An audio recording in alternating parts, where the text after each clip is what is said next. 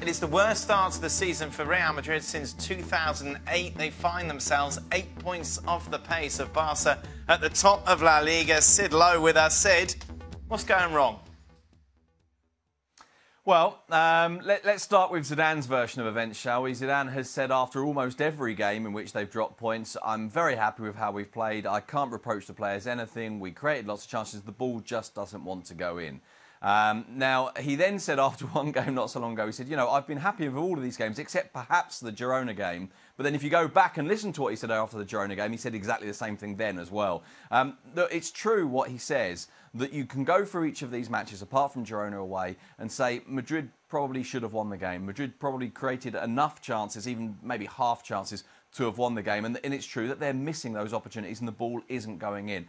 But I think that the fact that this is repeating itself, this thing is going over and over again, and I also think if you look at the games, there's more to it than that. They're not as fluid as they were. They don't have quite the same ideas. Admittedly, I think for a lot of last season, they weren't always that fluid either. They're quite basic in what they do. For example, this weekend against Athletic Bilbao, they go away to San Mamés and they put 31 crosses into the box. Now, if there's one thing that Athletic Bilbao know how to do, it's stand there and head the ball away. And yet Real Madrid kept on doing this. And I think at times there's a lack of imagination, a lack of clarity in what they do. And they're just not playing that well. But I also, for what it's worth, think Zidane's right up to a point in that they're not that far away from being a very good side. I feel like we've been here for a while now, Sid. Exactly.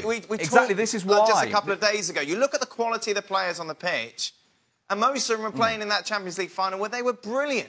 Absolutely swept aside Juventus. Yet they look nothing like that side throughout the last few weeks in La Liga. We're waiting for that spark, waiting them to turn up, waiting to thrash someone, and it just isn't happening. And that's exactly why, Dan, as you say, we've been having this conversation again and again. This is exactly why, while you can take each game and listen to Zidane and say, you're right, the ball's just not going in. But because this is being repeated, there is more to it than that. There's a lack of speed about the way they move the ball. Kroos and Modric haven't looked quite as fit as in previous years. Isco, I think, is having to come too deep to do too much. I think Cristiano Ronaldo's form, which was questionable for a lot of last season, but those last 3 months he was fantastic. He hasn't refound that yet. Obviously, you've got Gareth Bale injured. I think there's a lack of speed through the team as well. I think there's a lack of pace. There's a lack of incision in what they're doing. And there's just something about it which is kind of not quite there. But then, as you say, look at the players. Look at who was there last year. Look at what they did last year. And you can't help feeling this isn't going to take very much for things to start falling back into place again.